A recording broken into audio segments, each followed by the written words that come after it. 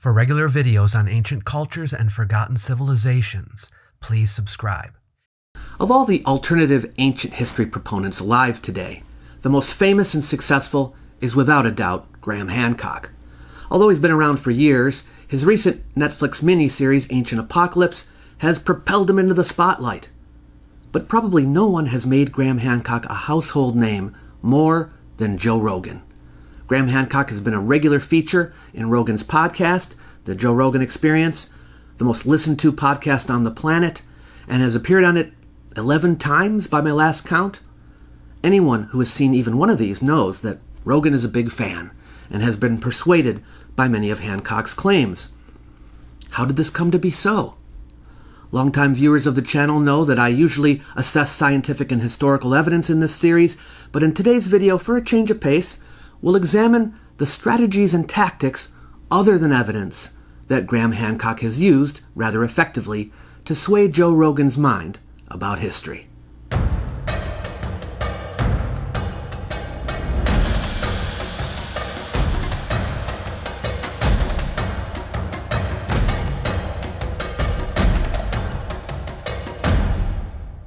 Welcome to the Myths of Ancient History series, in which we look at common misconceptions about the ancient past. I'm a historian and a teacher, and I give you the straight dope about what we know and how we know it. Most people have heard of Graham Hancock. He's probably the most famous propagator of alternative ancient history, proposing that there existed a lost advanced civilization tens of thousands of years ago. It's an idea that has gained a huge following among the public, but no following among the anthropologists, archaeologists, prehistorians, geologists, and geneticists who study this period. In many ways, Joe Rogan is the everyman. He represents the average person with the same kinds of feelings, thoughts, and biases that we all have. And so, don't think of this video as an attack on him. How he or he isn't persuaded of something isn't particularly unusual. Instead, view him as someone like yourself or one of your friends or family, because I will be using him to illustrate how his responses to what he hears could be the responses that any one of us might have. They are understandable reactions, and maybe by examining them, we can learn more about ourselves and arm ourselves so that we can build better critical thinking skills, and it will be more difficult to be taken in by the smooth talk of proselytizers. So this video is an attack against Graham Hancock then? No, this is an analysis of Graham Hancock's rhetorical strategies, not about his character. Graham seems like a very nice guy. I have no problem with him personally. I'm sure he'd be a pleasure to hang with. I generally give him the benefit of the doubt that he believes what he says.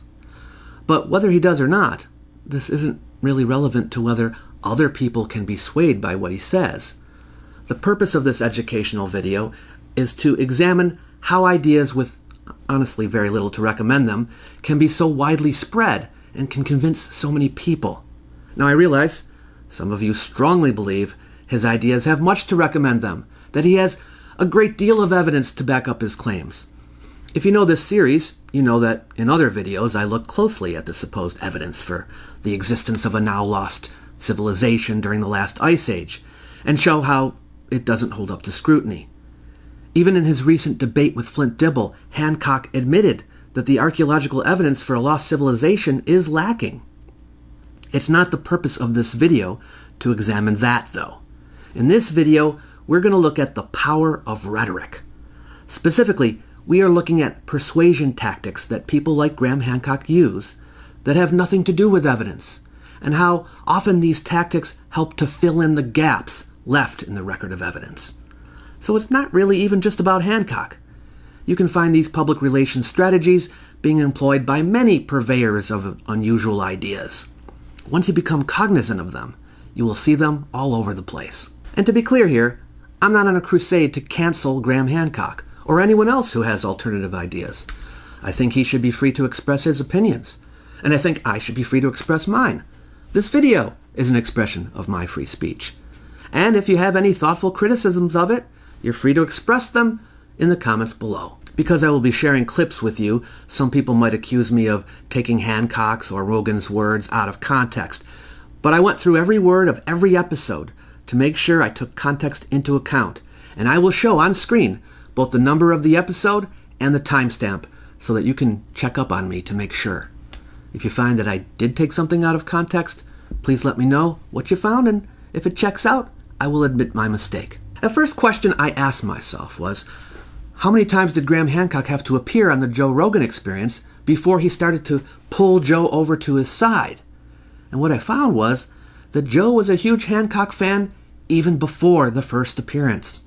Graham Hancock is probably the one guy who's influenced my view of history more than anybody ever. Fingerprints of the Gods I started reading sometime in the late 90s and just became engrossed in it and fascinated by this concept that civilization, and as you put it, that we are a species that has amnesia, and that we just forgot what our past was. I must say that your show has opened my work up to an audience that otherwise would never have seen my work, and I'm grateful for that. I'm grateful for that. Your show's made a huge difference. Well, I'm grateful for you because your work has opened my mind to a completely new view of human beings and the history of human beings. What exactly is it about the way Hancock presents his ideas that are so attractive? Yes, with the power of the pen, he can weave an absorbing story, but what does he put into that story?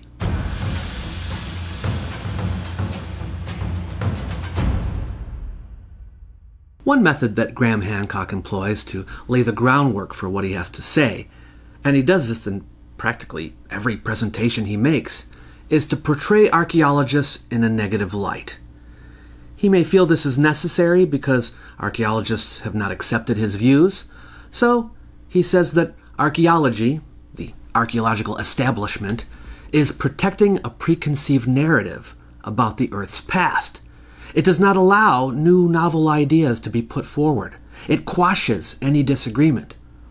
But this is not merely a defense, an explanation for why the establishment has not agreed with Hancock. He will often lead with this, before even presenting his own evidence. It's a way of poisoning the well, and has the effect of limiting the hearer's desire to ever go and check to see what archaeologists themselves actually are saying about a subject, because they can't be trusted. I've come to view archaeology and history as a kind of more ideology, really, than science. There's an ideological view about how civilization developed, that we have this long, slow, gradual, politically correct rise from the Upper Paleolithic, from the hunter-gatherers through the Neolithic into the first cities, and we go on, and then we develop technologies, and here we are, the apex and the pinnacle of this whole story. And gosh, we're so proud of ourselves and our achievements, and we think we're wonderful, and we praise and value our technology. I've got nothing against technology, but there's a hint of arrogance in this. There's a hint of pride, that it was all about us. And I think that once you start introducing this new view of history, that there may have been an earlier civilization, a high civilization, which was utterly wiped out by a global cataclysm, why it contradicts that ideological position, and you find yourself in ideological struggle with archaeologists. The arrogance of archaeologists and historians that Hancock describes, he says, is the result of their ideology. This is interesting. Their portrayal of the human story is prideful because it suggests that humans got better and better over time until they reached us, and we are the apex. The implication is that Hancock's view that civilizations rise and fall represents a more humble view of humanity. But surely he must know that history is not presented by archaeologists as a simple, gradual line of progress going up. It has plenty of ups and downs. You can read about the growth and decline of civilizations in most history books, even of catastrophic disasters. The Minoan eruption, the Bronze Age collapse, the fall of Western Rome, the Black Death, the plagues brought by Europeans that wiped out American civilization. Geneticists have found population collapses at various points in time. There are many hills and valleys in the line of progress in the mainstream view of human history. And surely no one has said that progress stops in our time. And if progress will continue after our time, we are not the pinnacle. At some point in the future, it might decline again. When I read history books, I don't see historians commenting about how much more awesome people are today than they were in the past. So I'm having a hard time seeing this particular form of arrogance that Hancock is talking about. this is part of the problem I have with archaeology as a discipline. It likes to think of itself as scientific, but what I think it's primarily doing, and it is weird, is trying to control the narrative about the past. Do you think that's because the people that are in control of archaeology, the academics, the professors, these people have written books on these things, have lectured on these things, and they've been very specific about timelines and dates? Yeah, I think it's a complicated it's a complicated mixture of things. First of all, because archaeology is so desperate to be seen as a science, it tries as hard as possible to distance itself from any ideas that might be seen as woo-woo. Anything out on the edge, archaeology doesn't want to associate itself with. And then it takes the next step and really seeks to attack out on the edge ideas. The implication here is that archaeologists cannot distinguish between actual woo and merely ideas that are out on the edge. But more significantly, that they judge an idea by the general feeling that it gives them, or by what it sorta kinda sounds like, rather than on what they usually judge matters by, which is the actual evidence. Now, I don't know why the possibility of a lost civilization during the Ice Age should be an out-on-the-edge idea. We've had lost civilizations before. The Indus Valley civilization today in Pakistan wasn't known about until the 1920s. It was found by accident. And, every turn of the archaeologist's spade can reveal new information. But the reaction to my proposal that we've forgotten an episode in the human story, it's always been hostile since I published Fingerprints of the Gods in 1995. But with Ancient Apocalypse, much bigger platform reaching a much wider audience, the reaction was just hysterical. And it went on for a very long time. And it appeared to me, I don't think it's a conspiracy. I don't think archaeologists are involved in a conspiracy. I think the people who are attacking me genuinely believe in what they're saying, and they genuinely think I'm harmful. He says he doesn't know why his idea should be out on the edge, despite the fact that this has been explained to him hundreds of times over 3 decades. He knows it is because history is based on evidence, and his evidence is lacking. It's not hard to understand, and yet he continues to tell Joe and others that he can't understand why.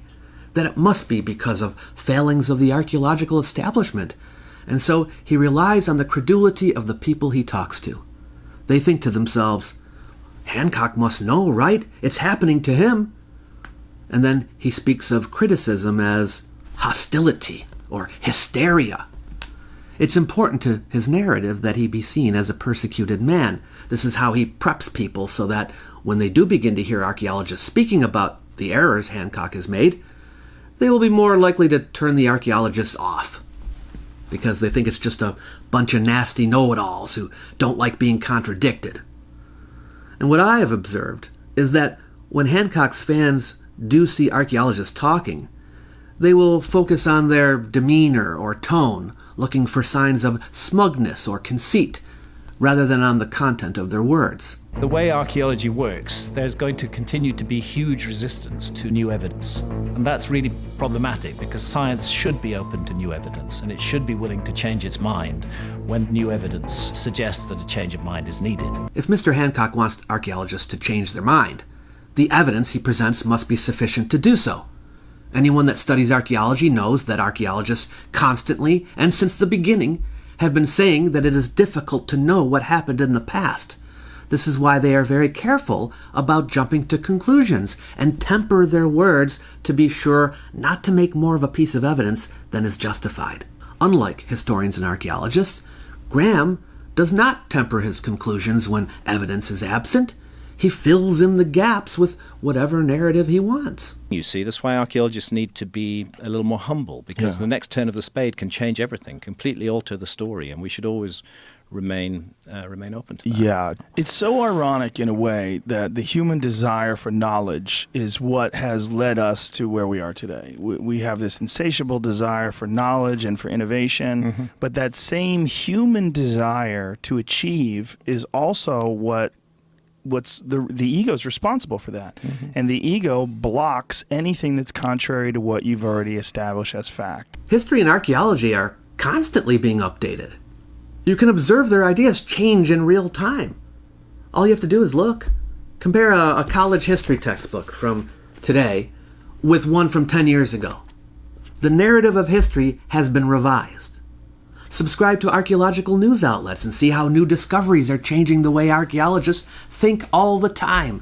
Updates are occurring constantly.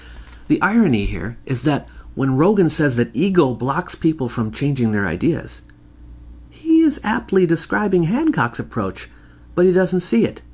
He thinks he's describing the archaeological establishment. I've spent decades searching for proof of this lost civilization at sites around the globe. Note here, he does not say he is searching for the truth. He's not collecting evidence and then judging it to figure out what happened. He is searching for proof of this lost civilization. Ask yourself, when new evidence is presented to Graham Hancock, what will he do with it? Well, we know from his history what he usually does. What matters most is whether the piece of evidence supports his thesis about a lost civilization that existed during the last ice age and was wiped out in a cataclysm. If it seems to support his thesis, he will embrace it and publish about it. And if it contradicts his thesis, he will most often dismiss it out of hand as invalid or sweep it under the rug and pretend it doesn't exist. On this principle, he will even choose to favor a disputed theory over a consensus viewpoint. Hancock has built his whole brand around his narrative. He is not about to change it now. He may revise his opinion about minor points here and there when he has to, but not the basic thesis. Compare that to archaeologists who find a place like Göbekli Tepe and immediately update their understanding of what happened. If you read the headlines about new discoveries, you will often see archaeologists saying, "We used to think this, but because of this new evidence, now we think this." Does that sound resistant to new evidence? They do this because they as a group have not built a brand around a narrative. Their brand is that they are detectives trying to figure out what happened. The conclusion is irrelevant. The irony of all this is that Joe thinks that Graham is the open-minded one, the one making changes, and the archaeologists are not. It's the exact opposite of the truth. I agree that ego is a problem, but it's especially a problem for the lone individual against hundreds of experts around the world. And I'm not talking here about Hancock specifically. A person who thinks that they have found things everyone else missed. A person who thinks they see things more clearly than all the subject experts. A person whose pride is hurt when their ideas don't get accepted. They can't understand why anyone would not be convinced. So what do they conclude? If they have a modicum of humility, they will say, I must have missed something. If they have a huge ego, they say, there must be something wrong with the establishment because it certainly isn't me. I can't help but think of the words of physicist Richard Feynman in his famous cargo cult speech when he says what anyone doing science ought to have. It's a kind of scientific integrity, he says, a principle of scientific thought that corresponds to a kind of utter honesty, a kind of leaning over backwards. For example, if you're doing an experiment, you should report everything that you think might make it invalid. Not only what you think is right about it, other causes that could possibly explain your results, and things you thought of that you've eliminated by some other experiment, and how they worked, to make sure the other fellow can tell they have been eliminated. Details that could throw doubt on your interpretation must be given, if you know them. You must do the best you can, if you know anything at all wrong or possibly wrong, to explain it. If you make a theory, for example, and advertise it or put it out, then you must also put down all the facts that disagree with it, as well as those that agree with it. There is also a more subtle problem. When you have put a lot of ideas together to make an elaborate theory, you want to make sure, when explaining what it fits, that those things it fits are not just the things that gave you the idea for the theory, but that the finished theory makes something else come out right, in addition. In summary, the idea is to try to give all of the information to help others to judge the value of your contribution, not just the information that leads to judgment in one particular direction or another. Does Graham Hancock lean over backward to falsify his thesis if possible? There is a double-sided component to Hancock's presentation of himself. On the one hand, he's just asking questions and suggesting other ways of looking at things, but is not actually saying that he's right. I don't claim to be an archaeologist or a scientist. I am a journalist. I feel my role is to inquire into interesting things that are forbidden territory for scientists. And when I inquire into them, it doesn't mean that I'm insisting this is a fact. What I'm saying is this is something that we need an alternative point of view on, and let's look at and consider what this might mean. And I may be completely wrong, but I think the exploration is worthwhile. That's the position that I take. On the other hand, he's a crusader, waging war against the establishment and the purveyor of a superior model of history. I'm trying to overthrow the paradigm of history. These two versions of Hancock come out at different times, depending on which attitude is needed for a given response. Are they contradictory positions? Some might call this a Mott and Bailey.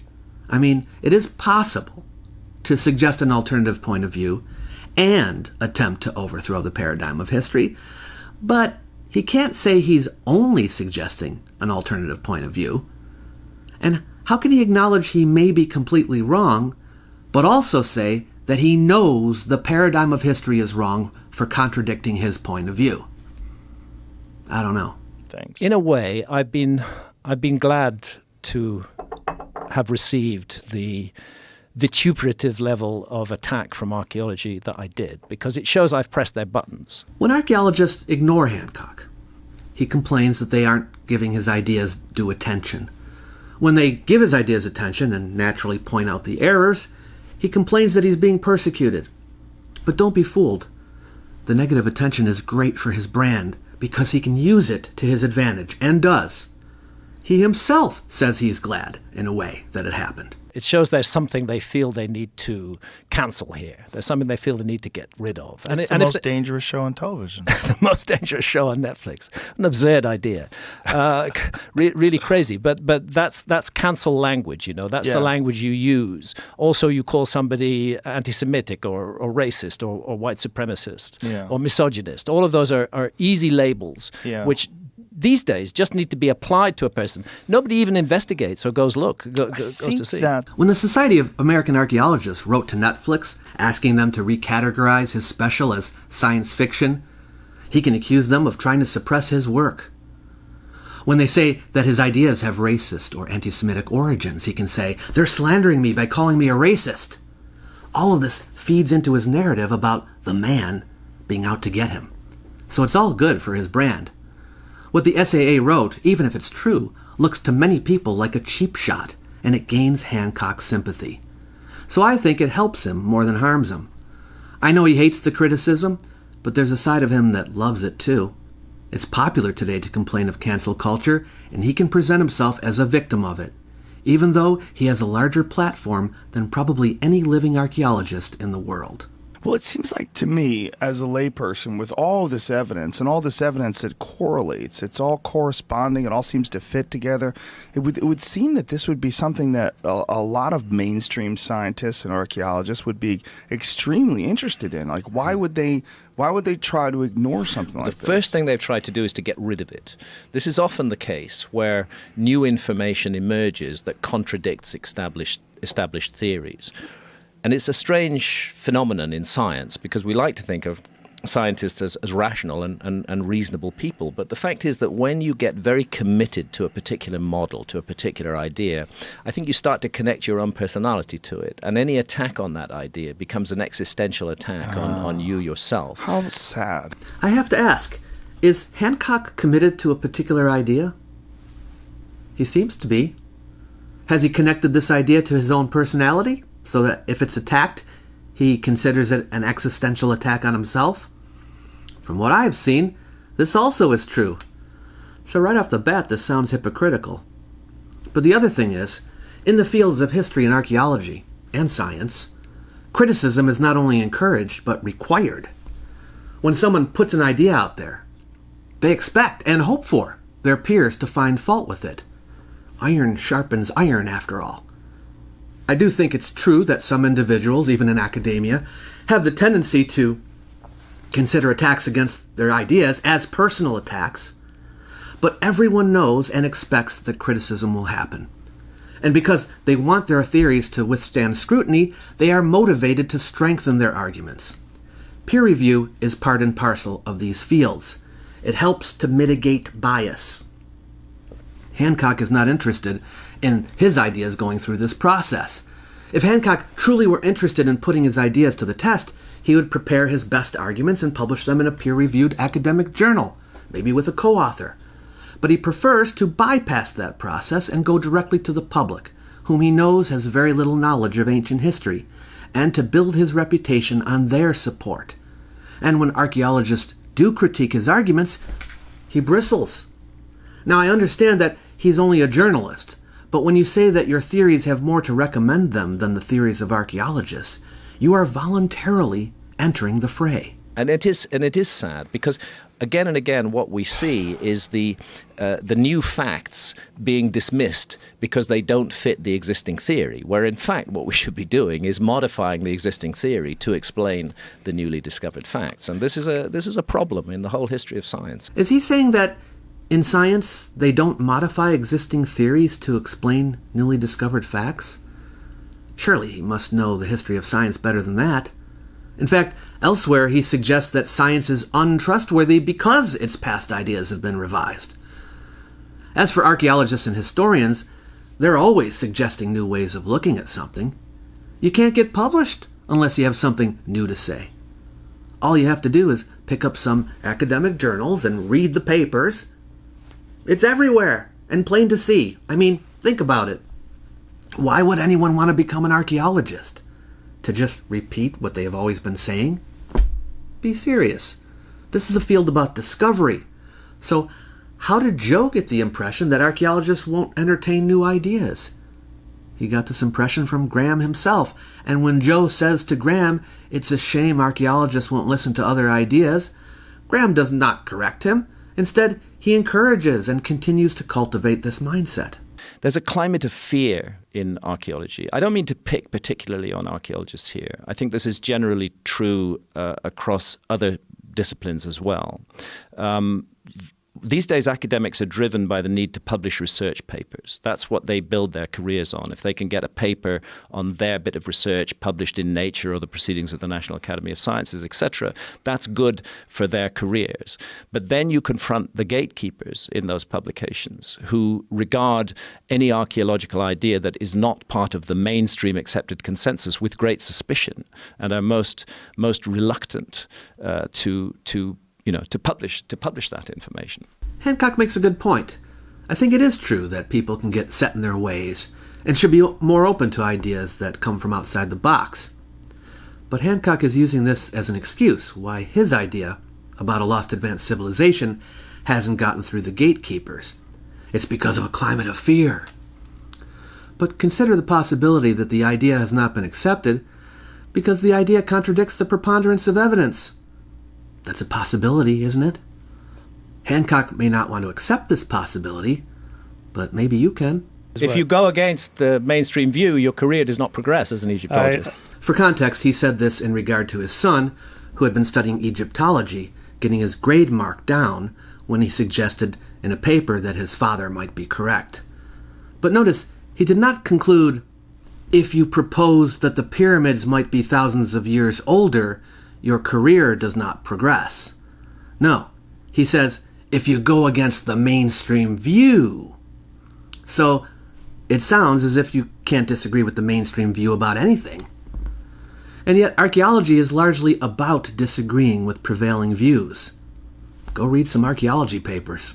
I think the professional academia, particularly in the realm of archaeology, encourages those who are working in the field to think in terms of the existing paradigm, not to think in terms of challenging the paradigm, because it's dangerous. If you challenge the paradigm, you're going to be ridiculed by your colleagues and regarded as completely lunatic and attacked and insulted.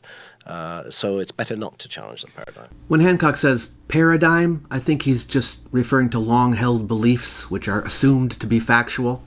And if so, it is true that challenging such notions will get a lot of pushback, though many have successfully done so and made it through relatively unscathed. But yes, entrenched ideas are harder to deconstruct. I don't think anyone would disagree. The point I want to make is that Hancock is using this to make it seem like his ideas are ridiculed primarily for this reason. But we have to understand, Joe has to understand, that just because certain beliefs are difficult to topple, this does not automatically mean that this is the reason why Graham Hancock's ideas are not accepted. As a viewer, I encourage you to consider the possibility that maybe Hancock thinks his ideas have more merit than they actually do. But what a fascinating area of research to not challenge the paradigm, an area where you have so little information about what could have possibly happened. When you get back to 5,000 years ago, 6,000 years ago, 7,000 years ago, and you're trying to piece these puzzles together, to pretend that you have the entire timeline, it seems a little silly. It's pretty crazy. This is the thing with history, where you have written documents that you can draw upon, where you have those written documents, you can be reasonably certain about what's going on. The further back we go, we don't have the written documents. Beyond 5,000 years, we have no written documents.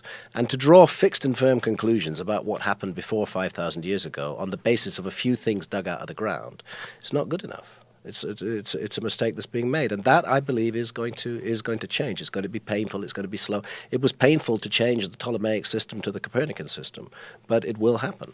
The system will change. There are other kinds of documents besides written documents. All material remains are documents of a kind, and those are the kinds of documents archaeologists, anthropologists, and geologists study. But notice here how confident that Hancock is that there is going to be a paradigm shift, similar in some way to the change from the Ptolemaic system to the Copernican system. From what I can gather, the paradigm shift he is referring to is specifically one that takes into account the existence of his lost civilization.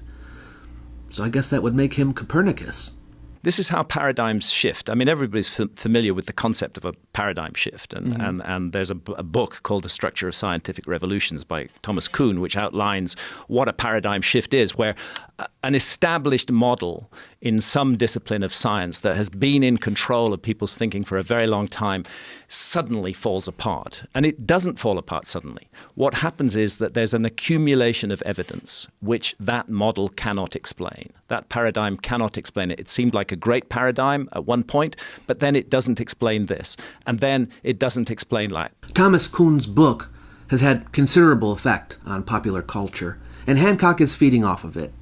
In his book, Kuhn says that most scientific activity takes place within paradigms, and these paradigms define what questions are studied, what criteria are used to answer these questions, and what experiments are considered acceptable when making evaluations.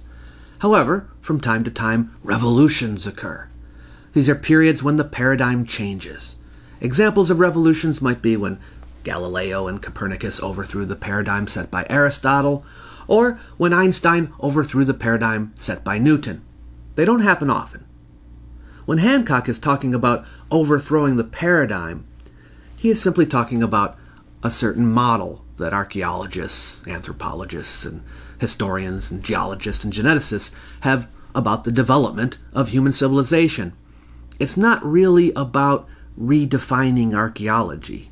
Like the paradigm that says that megalithic architecture is only 6,000 years old and that the first megalithic architecture was in Malta, that can't explain the massive megalithic site of Göbekli Tepe in Turkey 5,500 years before that. It's evidence like that, the slow accumulation of evidence that the existing system cannot explain, that at an eventual point, no matter how strongly the advocates of the existing system hold on to it, no matter how determined they are in their defense, no matter what dirty tricks they may choose to deploy to undermine their opponents, sooner or later the evidence overwhelms them and the paradigm goes down and you have a new way of thinking. He says there was a paradigm that said that megalithic architecture is only 6,000 years old.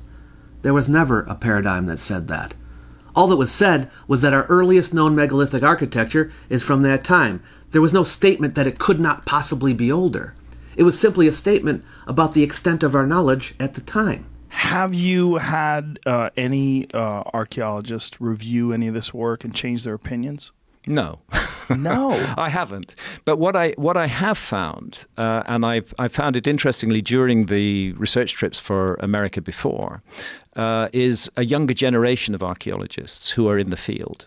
And they are quite different from the older generation of archaeologists who were running the whole scene 25 years ago. Of course. Now we have a very different younger generation, a younger generation that has been exposed to open-minded thinking, that has been exposed to the internet, that itself, as part of the general pattern of the younger generation, is suspicious of authority. The reason why Hancock has not been able to get any archaeologists to change their opinions is because the evidence he has presented is insufficient to have any effect.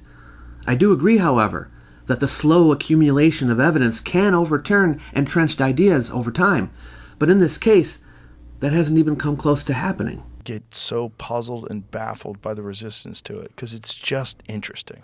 Well, if it's right, it pulls the rug out completely from under the feet of archaeology, and that's why there's resistance to it. All human beings are territorial in their own way, and archaeologists are no exception. They're territorial. They've defined their territory.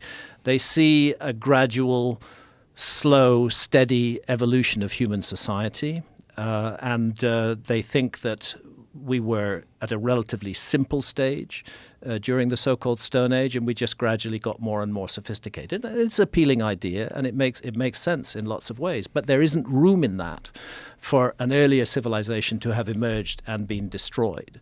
And that's why the idea is attacked. Because if that idea were true, then the foundations on which archaeology has built the House of History would collapse. Two observations about this. First, the idea that archaeologists are territorial. Academics have been working hard to make all of their research open source so that everyone can have access to it. It's not the academics who make it hard for people to find the research, it's the publishing companies. And amateurs help archaeologists all the time. Amateurs have even made great discoveries. Amateurs have proposed ideas that archaeologists have followed up on. Archaeologists interact with the public online, and members of the public feed them ideas. The intellectual value of Hancock's words are determined by their content, not by who is speaking them, much less by his diploma. People don't seem to realize this, but you don't need to have a higher degree to get your ideas published in a peer-reviewed academic journal. Your credentials aren't the deciding factor. What makes a paper get accepted into a journal is its level of scholarship. If you follow proper scholarly and scientific methods, and your conclusions are empirically drawn, you can get published. You don't have to belong to a group of elites. Graham Hancock himself could have taken this avenue, but this would require that he dot all his I's and cross all his T's, and he doesn't want to do that. He keeps saying that he's just proposing possibilities, but these proposals include telling people that archaeologists are wrong, and that he is leading the charge to overthrow their House of History. Now let's talk about that. Would the foundations on which archaeology has built the House of History collapse if a lost advanced civilization were found? Lost civilizations have been found before. They continue to be found. And what happens? They get added to the timeline of history. Archaeologists uncovered Göbekli Tepe. They added it to the timeline. If a civilization was found earlier, it too would get added to the timeline. So, what foundation is he talking about?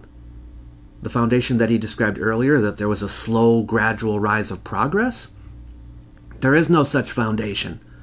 The reason why the timeline looks as it currently does, and this can't be emphasized enough, is because you lay out all of the things that have been found, placing them in the timeline according to scientific dating methods, not according to where you want to put them. And when you see them all laid out like that, that's what the timeline looks like. So if you find something new, you scientifically date it, and then you just add it. That's it. Now, to be fair to Graham Hancock, I should point out that he does, on occasion, on rare occasion, temper his words against archaeologists somewhat by giving them some credit. This doesn't happen that often, but he made a point to say this, and I should include this to be fair to him. I'd like to say on the record, I don't hate archaeologists. I know that there's a lot of great work that's done by archaeologists. I myself could not do the work I do were it not for the work that archaeologists have done out there in the field, painstakingly digging and producing evidence. I have huge respect for archaeologists. I think there's a very limited group within archaeology who have this domineer mentality and who seek to control the narrative. But by and large, archaeology is doing a good and a useful thing. And I don't want... It's unfortunate that I've been identified as a hate figure by a number of archaeologists. I think there's much more potential for cooperation. After hearing what he has said about archaeologists in various interviews, do you think the belief that he is a hate figure comes out of left field? I can understand why someone would think that about him. Also, do you notice how here he is saying that it is a limited group within archaeology that have this domineering mentality he has been talking about? And yet before, he painted archaeology with a very broad brush, saying archaeologists are this way. All this time he hasn't been saying some archaeologists. So when people hear him make these accusations, if they don't catch this rare caveat, they would never get the impression that he doesn't mean archaeologists in general, or archaeology as a field. And if only a limited group of archaeologists have this bad attitude, how are they able to control all the other archaeologists? Archaeology is a very decentralized discipline. There's no Pope of archaeology. There isn't an archaeological college of cardinals. Archaeologists are largely independent and have great academic freedom. They come from every corner of the world, from various ethnicities, countries, religions, political persuasions. So where is this limited group operating from? What are their names? How are they making dictates from on high? A lot of archaeologists have accused me of accusing them of a conspiracy against me and trying to suppress they're just trying to make you look like a kook. Yeah, I don't see any conspiracy. I see people who do believe what they're saying and who think I'm wrong, but who feel that I'm such a threat to the narrative that they present that I must be neutralized in any way possible. And that's a sad state of affairs. Science should embrace and explore new and different ideas, and particularly when it comes to the human past. So he makes a point to say that he does not believe in a grand conspiracy in archaeology. The sins of archaeologists are simply the result of common biases intrinsic to humans. Okay, that seems fairly reasonable. But at other times, and this is another two-sided aspect of Hancock, he makes it sound like there is a conspiracy. It certainly led me to conclude that academic history is part of a, this sounds a bit paranoid, but part of an overall system of kind of mind control that operates. There are certain things that we're allowed to think, and certain parameters that we are allowed to think within in our society. And when it comes to the past, those parameters are set by academics, and they get so territorial and so defensive when you try to break out of that. Something else, although this sounds a bit conspiratorial, I think the existing view of history is part of a mind control system in our society. It's something that we're presented with, that we take in with our mother's milk, and we're never supposed to question. I think it's, if you control the past, you do actually control the present and the future as well. So, but you mean if you have an absolutely established narrative that you're teaching and you're unwilling to look at any possible variations to that, you're saying, like, almost from an authority position, we know what happened and we know where we're going. Yeah, but exactly. if you say, shit, we don't know what happened, then it's, well, then who are you to tell us where we're going? Exactly. And it starts to raise questions over everything, actually. Right. That last sentence is interesting. Hancock assumes it is true that the teachers of academic history are authority figures who are trying to control people's minds. And then he builds on that foundation, saying, hey, if they're lying to us, who else is lying to us? Shouldn't we establish the truth of the first claim before jumping to further conclusions? If I get in an aeroplane, I do want the pilot to be a properly qualified pilot. I want him to have undergone all the training and to be really good at what he does. But flying an airplane and studying the human past are two different things. And archaeologists often compare themselves to airline pilots. They say, you wouldn't get in an airplane without a properly trained pilot, so why are you studying the past without a properly trained archaeologist? And what I say is, you've got blinkers on. You've got a very narrow perspective on what the past could be, and you're defending and protecting that perspective and imposing a narrative about the past on the public. And that's where we get into a kind of religious aspect of this, that they become the high priests of the past. Here he claims archaeologists are more like high priests than airline pilots. First of all, if you think that conducting an archaeological excavation requires no knowledge or training, better think again. But I expect that Hancock is not talking about the actual archaeological work. That he's willing to let the archaeologist do. He's probably talking about the interpretation of the archaeological evidence. To me, I see this as akin to knowing how to read the instruments in the cockpit, because reading archaeological data isn't the easiest thing in the world. But sure, an amateur can figure it out if they study the subject, and yes, they can interpret the data. When problems arise is when an amateur doesn't study all the data or cherry-picks his data to come up with the conclusions that he wants. I don't need a high priest of archaeology to tell me that. I think that all three of the world's monotheistic faiths, whether it's Christianity, Judaism, or Islam, have been responsible for just a vast amount of misery in the world. And I think we're not going to move on as a human race unless we actually move on from that time, where we don't accept that something is true just because our parents or some guy with a beard tells us that it's true.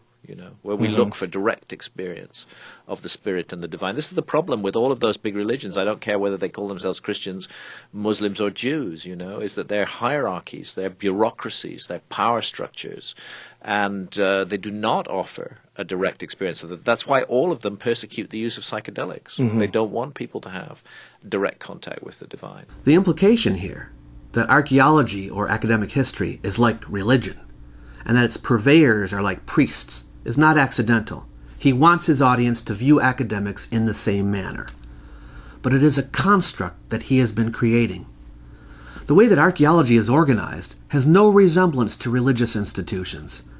But he wants Joe and his audience to think of it that way, because by taking away their legitimacy, he builds his own legitimacy. Even though, huge negative forces are still at work and are still sitting in the seat of power, I think there's a tremendous hope for the future in America, and that comes from the awakening to consciousness of the American people. And maybe it's small right now, but it's growing. And in that sense, far more than any other, I believe America is leading the world. That there is this possibility for awakening here, and maybe it goes back to the founding fathers and the frontier days, and just the sense that people should be able to make decisions about their own lives without government telling them what to do. That's the step we all need to take. We need to move ahead. We need to set aside our commitment to these large monolithic religions. We need to set aside our commitment to large monolithic states. We need to run our own lives and make decisions for ourselves. And it just happens that is very close to the heart of what America is all about. So if we're going to wake up, we have to overthrow these systems of mental control which are in place. It sounds almost like it is our patriotic duty to reject what archaeologists tell us. Information which used to be strictly controlled and in the hands of elites is now changing. The power structure of information is changing entirely, and that's potentially a very exciting new time to live in, and great things are coming out of it. And it's easy to say this, but I think a new consciousness is dawning in the world. Actually, I don't think it's very big yet. I think the old way of doing things is still extremely strong, but people are waking up to their power and saying, I am not simply to be pushed around and told what to do by an expert or a government official or a corporation. With this narrative, even without having to discuss any of the evidence, he has already made a certain type of person, that is, the kind of person who despises the establishment, the man, put themselves firmly on his side. You gotta support the underdog, right? With this kind of foundation, it will take Hancock far less effort to convince. And don't misunderstand me. I'm not saying that all someone has to do is tell Joe Rogan that they're anti-establishment and he'll believe everything they say. No. I mean only that the more someone can sympathize with a person, and the more they can identify with that person, and the more they have in common, the more they will be inclined to view things from that person's perspective. It's only human nature. And that's half the battle right there. Granted, I have met some people who take the anti-establishment side in everything automatically. Their identity is tied up in being anti-establishment. They say, I'm the anti-establishment guy. I'm Mr. Independent. It's who I am. If I agree with the mainstream, I'll look like a dork. I want to be cool. But I don't think Joe is that two-dimensional. And the other thing that's changed a lot is the attitude of the man in the street to authority. That has changed. Back in the 90s, authority figures were the gatekeepers. They controlled everything. If an authority figure in a discipline like archaeology said, Hancock is completely wrong, he's made all this stuff up, that would generally be believed, not by everybody, but by the majority of people. Today, to have a mainstream authority figure say that to me is actually an advantage, because people are so distrustful of authority, and rightly so, because we've been lied to by authority figures in all fields for so long. The bullshit has been so enormous that people are finally waking up, and we can't trust what authority figures say. The implication of Hancock's words is that he is part of this counterculture revolution, and if you believe in this revolution, you ought to hop on board with his theories. It doesn't matter what the theories actually are. What matters is that you are not letting other people tell you what to believe. But aren't you? This is one of the reasons why my work has not been cancelled and hasn't disappeared, because archaeology dislikes it, because the general public today distrust experts, and with good reason. There's a good reason to distrust experts. We've been told so many lies by experts over such a long period of time. They so often are confident, absolutely certain that they're right, and they turn out later to be wrong, that any intelligent person begins to wonder, are these experts really the only people we should listen to? And anyway, I want to think for myself. I don't want to be told what to think by a group of authority figures called archaeologists. I want a diverse range of information, and then I will draw my conclusions from it. I'm not speaking of me, I'm speaking of the general public. And I think that attitude is growing. But at the same time, there still is a slavish adherence to the words of experts. What makes someone an expert? Knowledge and experience. The more your knowledge grows and the more you gain experience in a subject, the greater your expertise. If you continue to study a subject in a comprehensive way, you're bound to become an expert. And then, when you do, according to Hancock, you should be trusted less. The more you know, the less trustworthy you are. Apparently, the people you should listen to are the people with only a rudimentary or intermediate understanding of the subject. And why?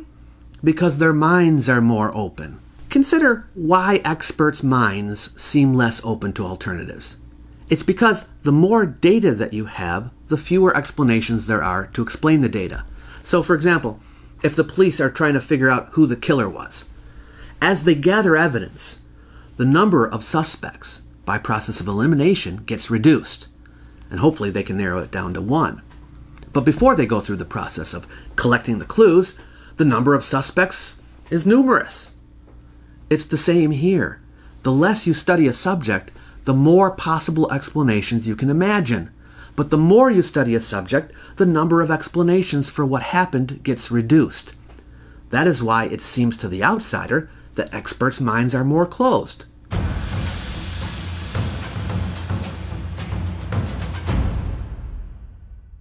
In his efforts to call into question the reliability of archaeology, Hancock also continually misrepresents it, saying things about it that are either framed in a misleading manner or completely fabricated. He has stated before that he has never knowingly made false claims or deliberately spread disinformation, and would never do so. I'm generally refraining from asserting that Hancock is deliberately lying. Perhaps he himself is misinformed, or has just misremembered something he heard. YouTuber and geologist Potholer54 gives an example of what he says is a provable lie told by Hancock relating to archaeologist opinions on Gunung Padang. You might want to check that video out and make up your own mind about it. I'll leave a link below. As for me, I'm open to the idea that Hancock could simply be poorly read on the subject and has jumped to conclusions. Jerry, just remember, it's not a lie if you believe it.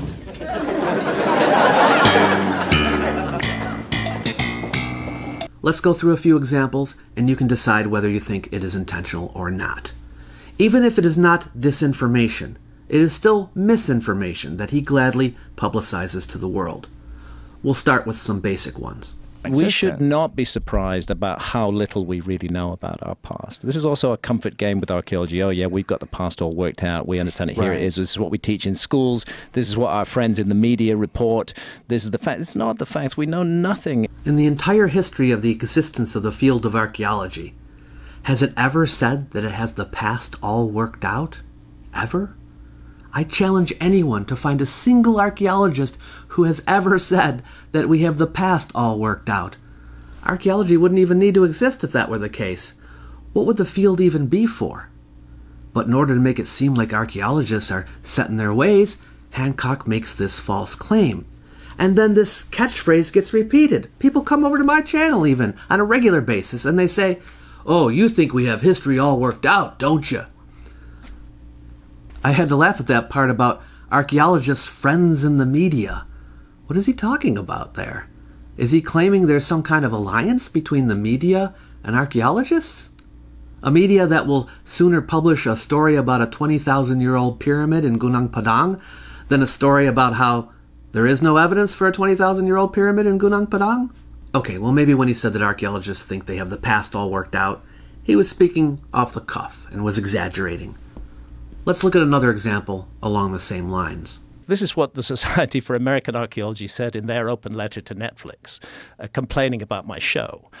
They said, "We know that there was no lost civilization during the Ice Age." And my question to them is, how can they possibly know that when they've looked at relatively small areas of the Earth? The picture is not complete. They should be saying, "We don't think there was a lost civilization during the Ice Age." Fine. Go and take a look at the letter yourself.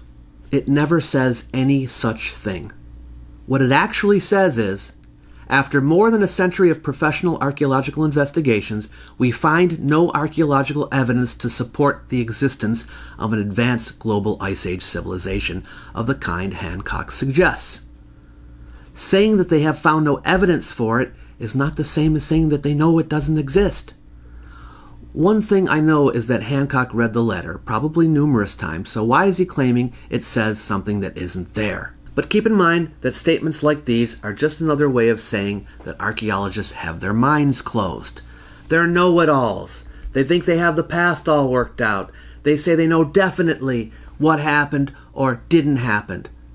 This is a mischaracterization, and it is a mischaracterization that Hancock often uses to his advantage. When they find things, when they're making apartment buildings sometimes, they're digging into the ground, they go, "Oh, hold on a second, what is this?" Doesn't it happen in Mexico City all the time? Yeah, it does. And actually, that's how a lot of archaeology happens. Most archaeology, certainly in the industrialized countries, is a result of a dam or a road being built and archaeologists being called in to see if there's anything there. It's not a targeted search. It's kind of random. Something's happening and archaeologists go in there. And then there's huge areas of the world that have had very little archaeology done in them. Those include the Amazon rainforest, where I've just been. Is it true that most archaeology is done this way, at least in industrialized countries? It makes the discipline of archaeology seem very haphazard, doesn't it? It makes it seem as if archaeologists aren't really looking for new things, and especially not for a lost civilization. If Hancock got himself a copy of an archaeology textbook, one of those studied by archaeologists in training, the ones that are learning the basics, he would find that this is not the case.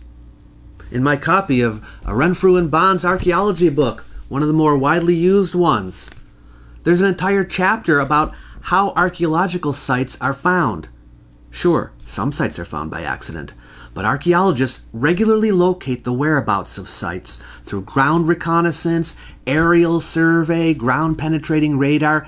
This is not done with restrictions as to the date of the archaeological sites. No one knows the dates yet. Anything and everything is cataloged.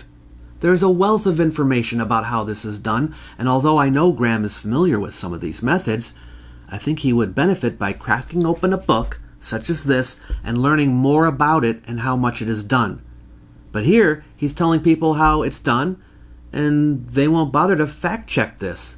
They'll simply believe it. A story he often tells about the Sphinx also misrepresents archaeology. you actually have to go back to this period, to this Younger Dryas period, to get those heavy rainfalls that could have eroded the Sphinx in the way it is. And I want to pay tribute to the work of John Anthony West and Robert Schoch from Boston University, because they broke this story way back in 1992. And at the time, the Egyptological establishment, of course, were furious that anybody dared to suggest that the Sphinx might be 12,000 years old. The Egyptologists said, we know the Sphinx dates from 2,500 BC. Actually, one of the things I've done in this book is look at what the Egyptological case rests on. And it's a fairy tale. It rests on nothing. It's kind of ideology. It's their idea of how things should be, rather than any real factual evidence that puts the Sphinx at 2,500 BC. And the geology puts the Sphinx much, much older. Now, the argument of the archaeologists at the time was, and anyway, the Sphinx couldn't possibly be 12,000 years old, because if that was the work of some unknown culture 12,000 years ago, we're going to find lots of other monuments around the world that are 12,000 years old, and we don't find any. Well, that was 1992. But now we're in 2015, and the site of Göbekli Tepe in Turkey has been discovered with its gigantic megaliths, a deliberately buried time capsule, buried more than 10,000 years ago and created 11,500 years ago. And if you can make Göbekli Tepe, you can make the Sphinx. Okay, this is a misrepresentation for two reasons. First, an archaeologist would never say that the lack of evidence of monuments in the world would disprove that the people of one particular country could build a monument. Archaeologists would only be concerned about the region in which the Sphinx was constructed. It wouldn't matter what people in China or anyone else was doing. I went and looked for evidence of what Lehner or Hawass said in 1992. I found this article in the New York Times where Lehner was quoted as saying, "If the Sphinx was built by an earlier culture, where is the evidence of that civilization? Where are the pottery shards? People during that age were hunters and gatherers. They didn't build cities." Is this what Hancock was referring to? No mention of Lehner saying that the lack of evidence throughout the whole world was significant. Logically, he's talking about the region in which the Sphinx is located.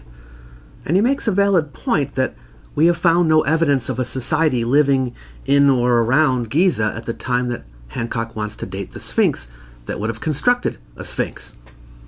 He doesn't ask for another structure like the Sphinx elsewhere in the world.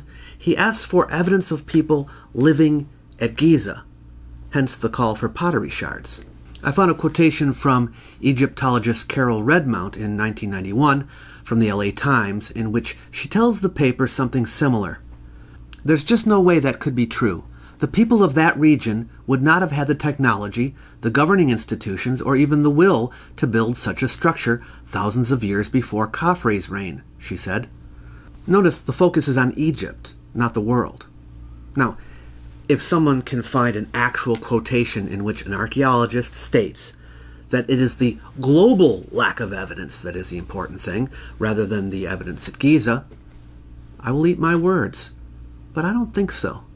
Hancock changed their point about a lack of evidence for a culture at Giza that could build the Sphinx to a point about a lack of global evidence for monuments. But maybe he misunderstood the point?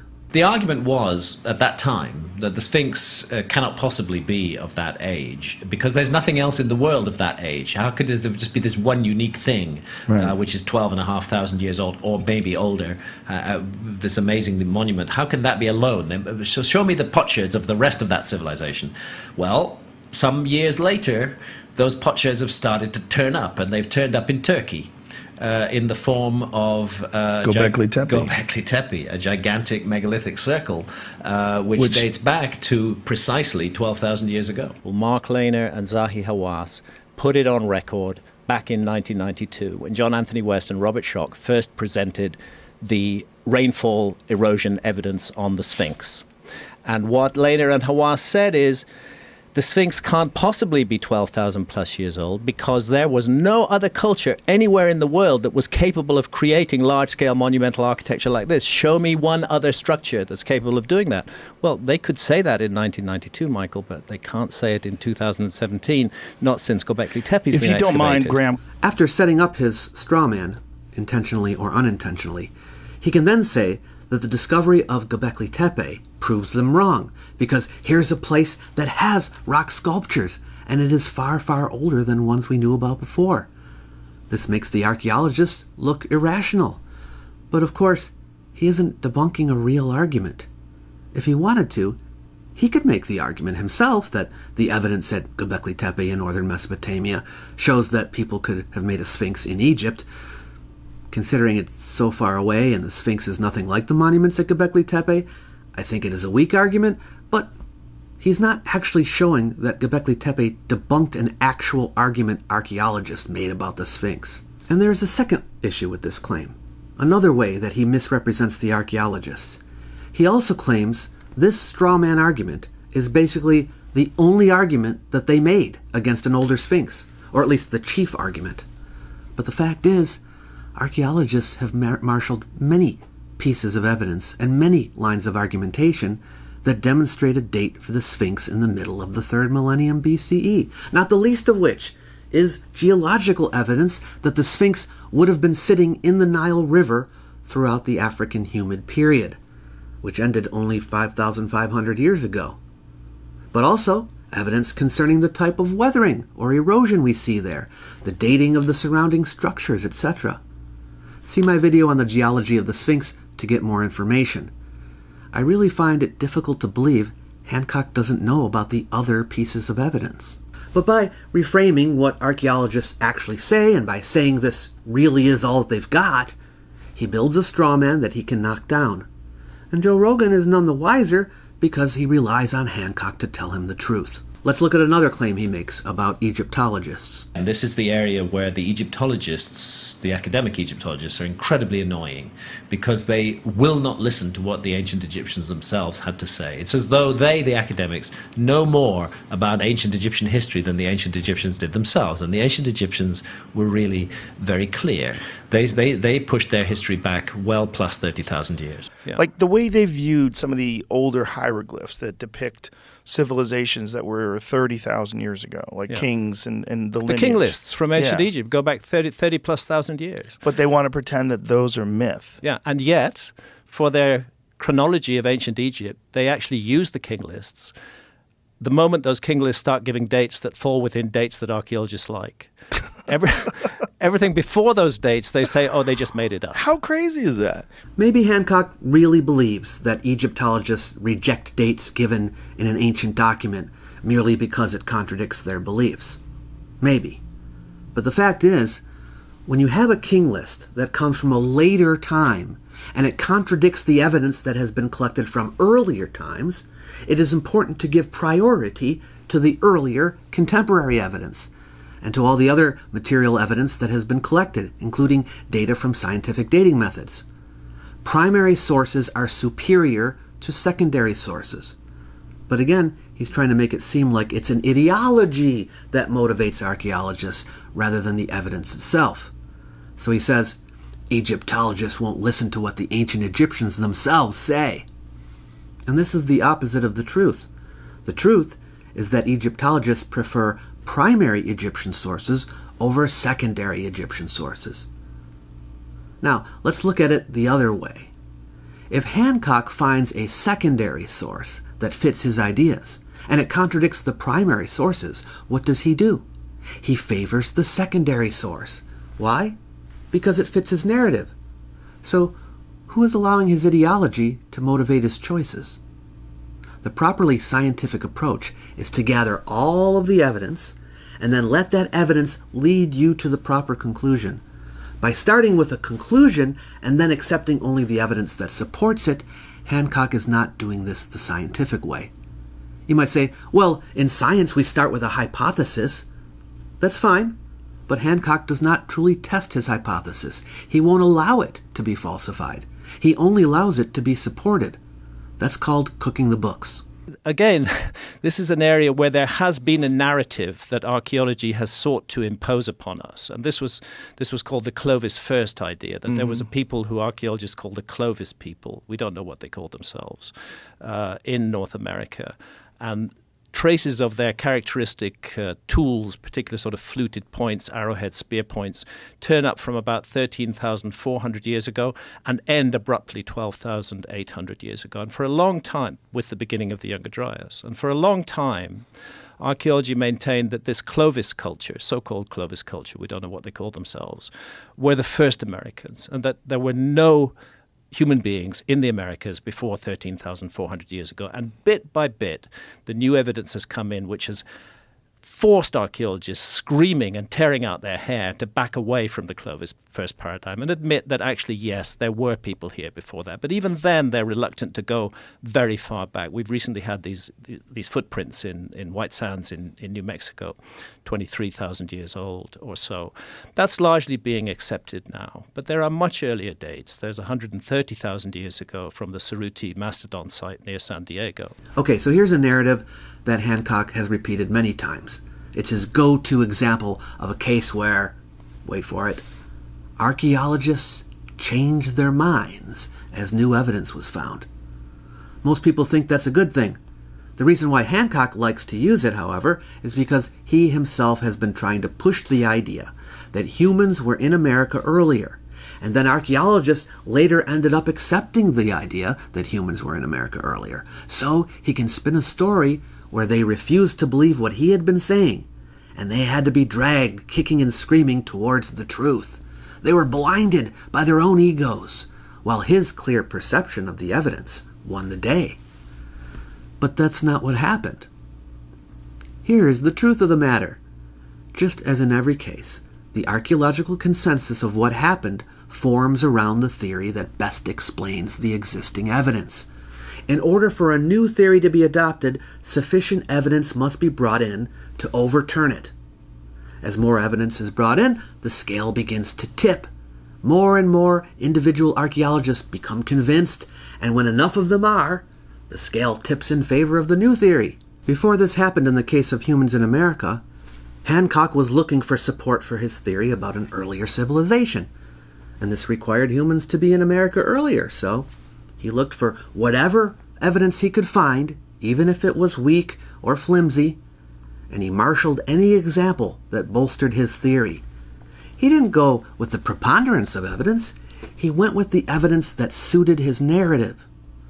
Then later, as evidence was brought in by archaeologists, not by him, and when the preponderance of evidence finally showed that humans were in America earlier, he proclaimed that he had seen this all along. The archaeologists were blind to see what he already knew, and their weakness was their big ego. They should show humility like he did. The lesson to learn from all of this, of course, is that we have to allow the evidence, not our own theories, to lead us. Notice how he still thinks their current view isn't good enough, and he wants to push the date of human arrival in America back even earlier. So he cites the Cerruti Mastodon evidence, which is a weak example. And if you want to know why, I know a couple of channels that explain it well, so I'll leave links to them below. In order to demonstrate that what he is saying about the archaeological establishment is true, Hancock not only claims that he personally is persecuted by it, he claims it has destroyed the careers of good archaeologists. His favorite instance to cite to support this claim is that of Jacques Cinq-Mars, which is related to the Clovis first argument he was just talking about. The Americas have been misrepresented for a very long time by archaeology. And archaeologists will be annoyed with me for saying that. They have a way of forgetting their own errors, of saying, oh, well, we knew that all along. It wasn't the case. But the fact of the matter remains that for the best part of 50 years, from the 1960s through until about 2010, American archaeology was locked in a dogma that they actually had a name for, which was Clovis first. That they invented a name for a culture. They called them the Clovis culture. We don't know what they called themselves. They were hunter-gatherers. They first appear in the archaeological record 13,400 years ago, and they vanish from the archaeological record 12,600 years ago. And for a very long time, it was maintained adamantly that these were the first Americans, that no human being touched the soil of the Americas until 13,400 years ago. Just animals, but no human beings present at all. And any archaeologist who attempted to dispute that dogma, and I use the word deliberately, there should be no room for dogma in science, but any archaeologist who challenged that would face severe problems with his or her career. They would be mocked and humiliated at conferences, like an archaeologist called Jacques Cinq-Mars from Canada, who excavated in the Yukon. Humiliated at conferences, insulted, accused of making stuff up. Their research funding would be withdrawn. Basically, to challenge Clovis first was the end of your archaeological career. So naturally, very few archaeologists wanted to challenge Clovis first. Hancock is getting his information largely from an article written in 2017 by archaeologist Heather Pringle for Hakai magazine, and reprinted the next day in Smithsonian magazine, about how Cinq-Mars' work conducted between 1979 and 2001 was finally vindicated. She refers to fierce opposition to Cinq-Mars' conclusions and bitter debate. She says Cinq-Mars likened it to the Spanish Inquisition. She writes about attending conferences in which Cinq-Mars presented his conclusions. Quote, often a polite bemusement spread throughout the room, as if the audience was dealing with some crackpot uncle, or the atmosphere grew testy and tense as someone began grilling the presenter. But once or twice, the mask of professional respect slipped completely. I heard laughter and snickering in the room. She quotes Tom Dillahay as saying the scientific atmosphere was clearly toxic and clearly impeded science. There is clear criticism here made by archaeologists about the behavior of other archaeologists, and I do hope this will prove to be a learning experience that will spur archaeologists to make some changes in their personal behavior towards those they disagree with. But Hancock puts a personal spin on this. To tie it in with his thesis about archaeology being a religion, he speaks of dogma. He makes the claim that to challenge Clovis first was the end of your archaeological career, which Pringle never says. Jacques Cinq-Mars, the excavator of the Bluefish Caves in the Yukon, back in the 1970s was proposing that human beings had been in the Americas at least 24,000 years ago. His reputation was utterly destroyed. His research funding was withdrawn. He was given no access to grants. He wasn't able to do his work. He was heavily penalized and punished by the community. And now, just a few weeks ago, we have the Smithsonian coming out and saying, sorry, we got it wrong. Jacques Cinq-Mars was right all along. Let's look at Cinq-Mars' career. He started field work at Bluefish Caves in 1977. In 1979, he published one of the first peer-reviewed journal articles on a purported pre-Clovis site. He was hired into a permanent position at the Canadian Museum of Civilization the same year as head of the Rescue Archaeology Program and curator of Boreal Forest Archaeology. Cinq-Mars' work at the Bluefish Caves was funded from 1977 until 1987. If there was an effort to destroy his career by taking away the funding, they sure took their time doing it. 10 years of funded research at the same site? It's a long run. Now, it's true that Pringle says funding for his bluefish work grew scarce, his field work eventually sputtered and died. Well, this is because the museum, which was his only source of funding, stopped funding him after 10 years. This is not the same as saying he was given no access to grants, and he remained in his position at the museum until he retired in 2002. And he continued working on other pre-Clovis research and many other archaeological projects up until he retired. He did get some harsh criticism by a handful of people, and he complained about it, but his findings were controversial. When excavating sites that old, there is always an issue of getting reliable dates from secure cultural layers. Later work yielded new data and secured dates that better supported Cinq-Mars' conclusions. The misbehavior of some archaeologists was in how they treated him at conferences, and I will agree that even if careers are not destroyed, laughing at people at conferences is unacceptable. But I don't think criticism is anything to get upset about. It comes with the territory. When an idea is controversial, expect controversy. I don't have a problem with anyone disagreeing with a fellow archaeologist about something, and you shouldn't either. Every historian and archaeologist knows that their work will be subject to scrutiny. It must pass the test of fire. Bottom line, Cinq-Mars had a long career. He never lost his job. He continued to do archaeology. He continued to publish. His reputation was not utterly destroyed. His work was vindicated during his lifetime. This is not a case where archaeologists destroyed the career of another archaeologist simply for disagreeing with the consensus. I think you would be hard-pressed to find one. But even if you could, pointing out isolated abuses does not demonstrate that the field of archaeology is abusive and corrupt. Ponder why Graham Hancock tells this story over and over again with his own characteristic spin. Is it because he wants people to see him as a Cinq-Mars-type personality who will one day be vindicated? Is the criticism of his ideas like the criticism that Cinq-Mars received? They laughed at him, they laughed at Hancock. And just as Cinq-Mars won in the end, maybe Hancock will also. Or it could just be to continue this narrative of archaeology being corrupt.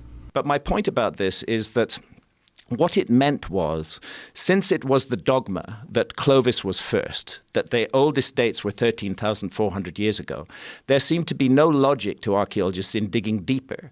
You know how it is with archaeology, that the upper levels are the youngest, and the deeper you go, the older it gets. And the feeling was, no need to dig below the Clovis layer, because we already know that there were no human beings there before that. This is an oversimplification. Most pre-Clovis sites have been found in the normal course of excavation. You don't have to be specifically looking for it to find it. Though I'm sure if you go out of your way to look for it, you will be more likely to find it. But the point is that it was inevitable that pre-Clovis sites would be found.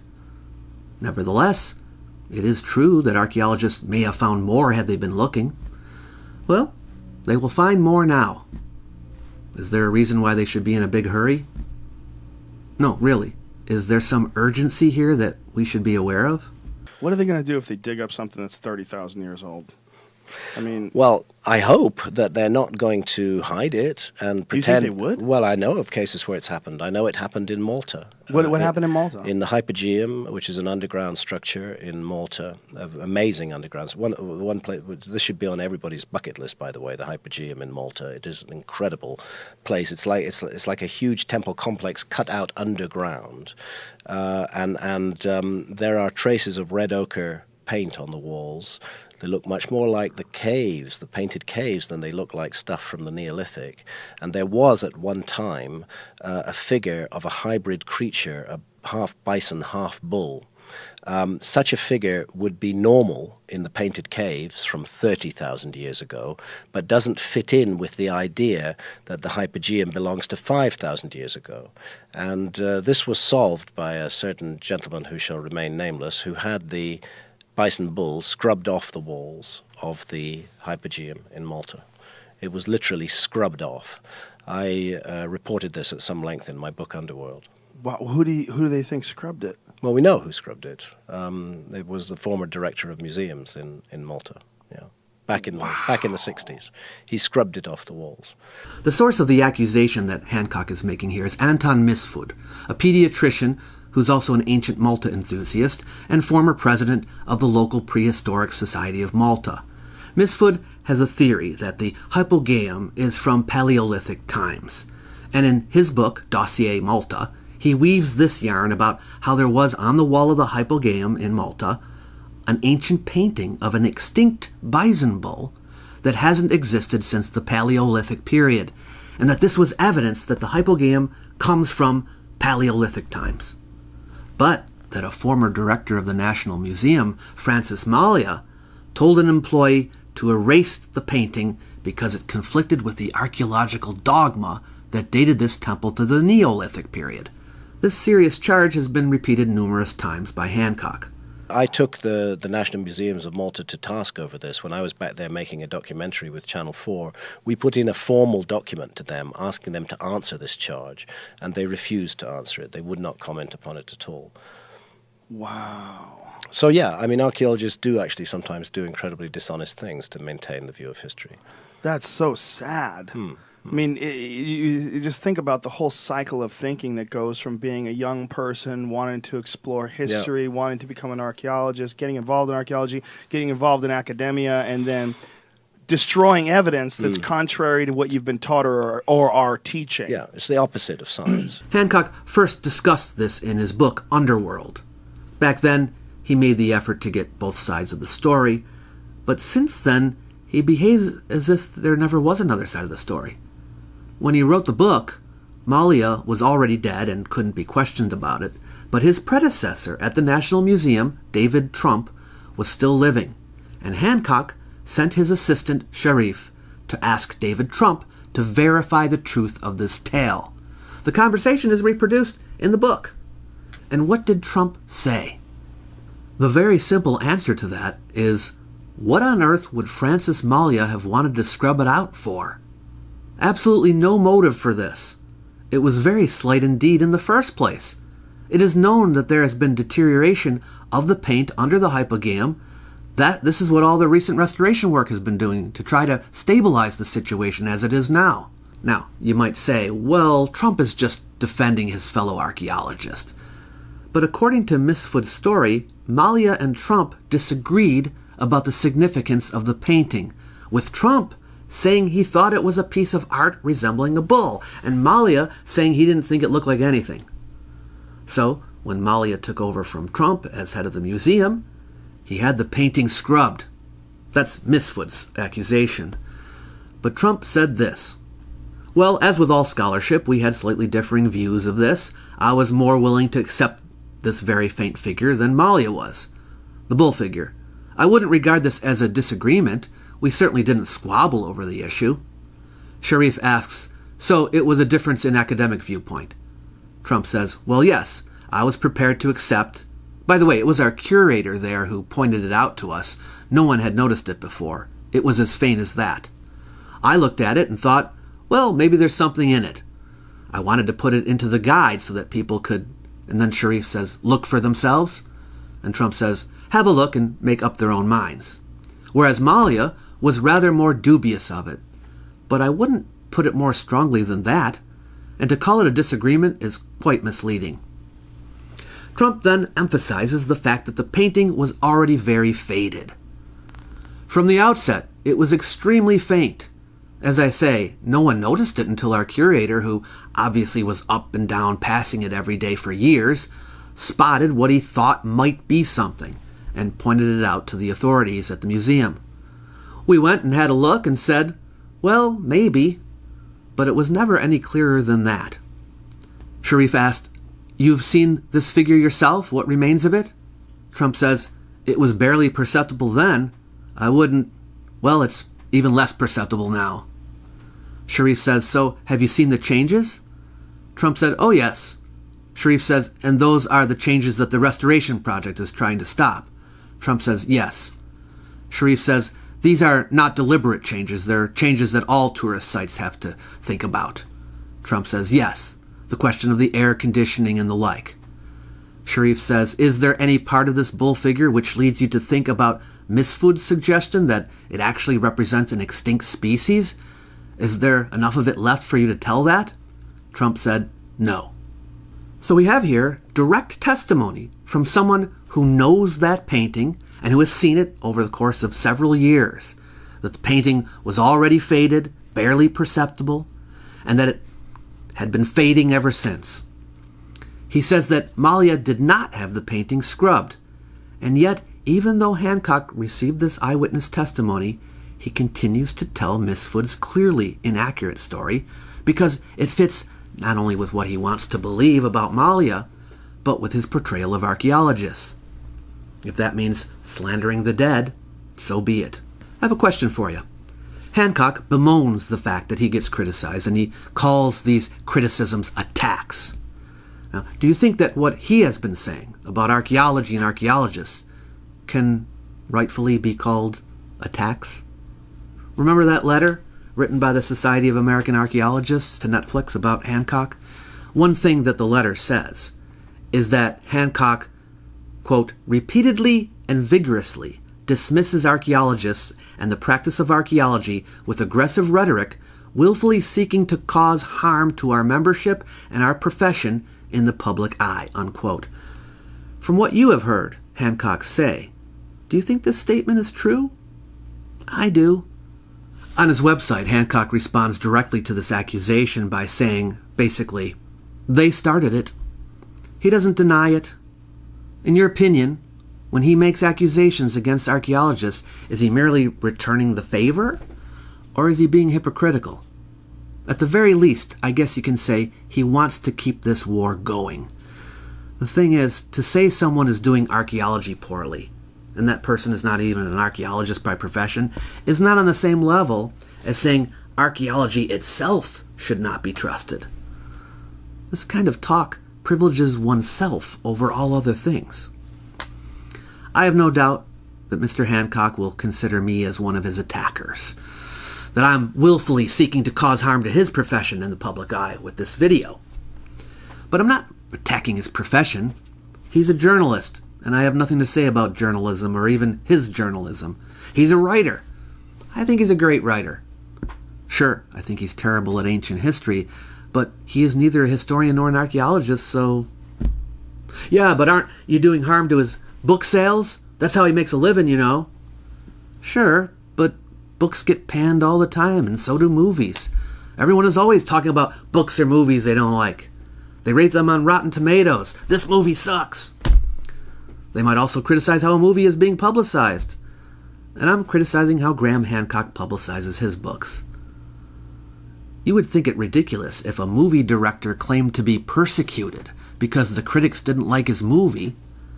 But if I wrote a hit piece on movie directors in general or on the entire film industry, and I went around the world spreading this message, then filmmakers would have cause to complain.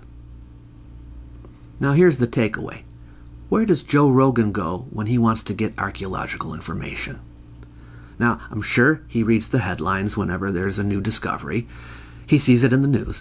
But what if he really wants to ask questions about it, to get into the nitty-gritty? Who's his go-to person? It's Graham Hancock, right?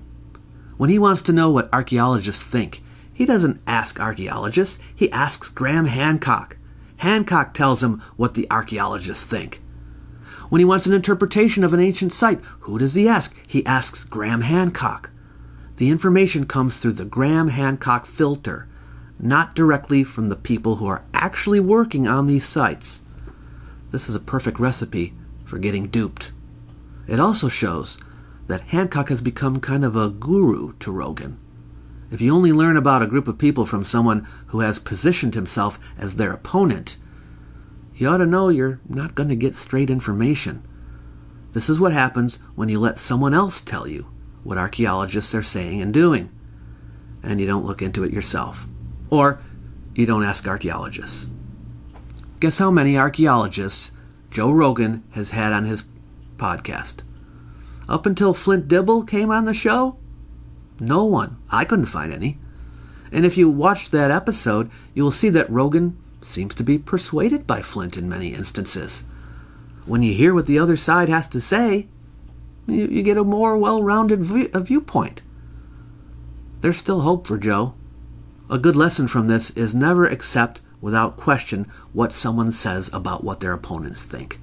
Get the information firsthand. You don't in any way pretend to be some sort of a bearer of secret knowledge that no one else possesses. And absolutely not a guru. I don't want to be anything like that. I'm a reporter. That's right. What I am, and I'm a reporter who's reporting on offbeat subjects. And to some extent, I'm an outsider. By guru, I do not mean some kind of spiritual advisor. I meant it simply in the colloquial sense, as an influential teacher. And there is no doubt that Hancock has been Rogan's teacher. Think about the significance of that. There are people from countries around the world who devote themselves to the study of the ancient past, each individual person devoting themselves to research, the in-depth study of ancient documents, archaeological data, physical extraction of material remains, scientific research, and the like. Somehow, a man who says he is only a reporter has been able to get people like Joe Rogan to bypass these professional researchers for such a long time and to come to him to get the knowledge they seek. It's really rather amazing. But I hope that somehow this video is helping you to understand how he has been able to do it.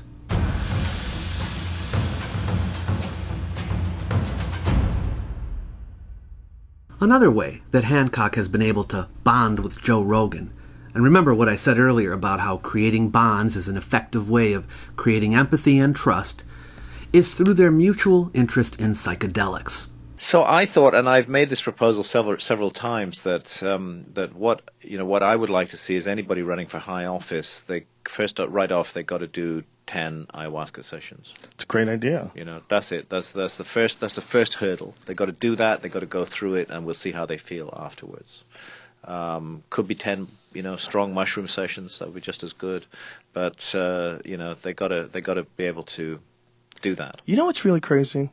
The solution exists to a better world. It exists. It exists right here. Hancock believes that psychedelics, in fact, played a role in the success of ancient civilizations. We need to recognize that these demonized plants have played a huge role in the human story. Just in my recent travels in South America, I was in a place called Caral, 200 kilometers north of Lima in Peru. And what's fascinating at Caral is a couple of things. Firstly, there was a big city complex there 5,000 years ago, and absolutely no evidence of warfare whatsoever.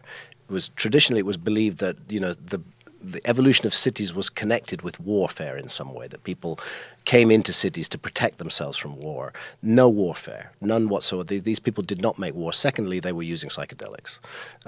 Quite clear evidence of this. This unexamined part of the human story needs to be brought back into prominence, and we need to realize we owe a lot to the visionary plants, and we're making a mistake to create a society that seeks to cut us off from that source of learning and that source of teaching. It's not an accident in the Amazon that they call these plants teachers. They are teachers. Do you think the Egyptians were taking psychedelics?